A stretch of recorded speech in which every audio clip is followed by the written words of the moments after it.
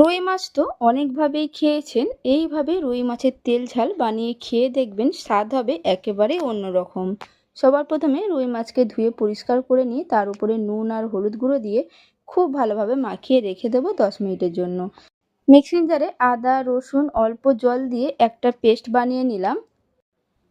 একটা ভাজা মশলা তৈরি করব, নিয়ে নিলাম এলাচ, দারচিনি, লবঙ্গ, গোটা ধনে, গোটা জিরে, গোটা গোলমরিচ, সর্ষে, শুকনো লঙ্কা আর জয়িত্রী।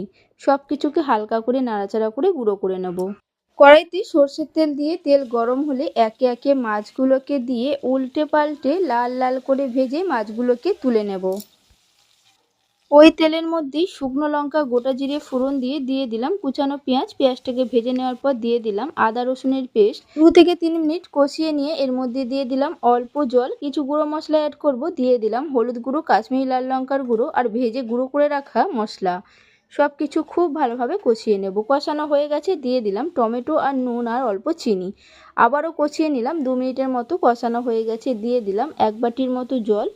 সব কিছু খুব ভালোভাবে মিশিয়ে নিলাম। যখন গ্রেভিটা ফুটে উঠবে তখন এর মধ্যে ভাজা মাছগুলোকে দিয়ে দিলাম আর দিলাম বেশ কিছুটা কুচানো ধনেপাতা।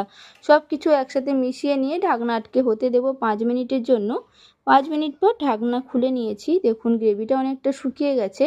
রেডি হয়ে গেল আমার আজকের রেসিপি রুই মাছের তেল ঝাল।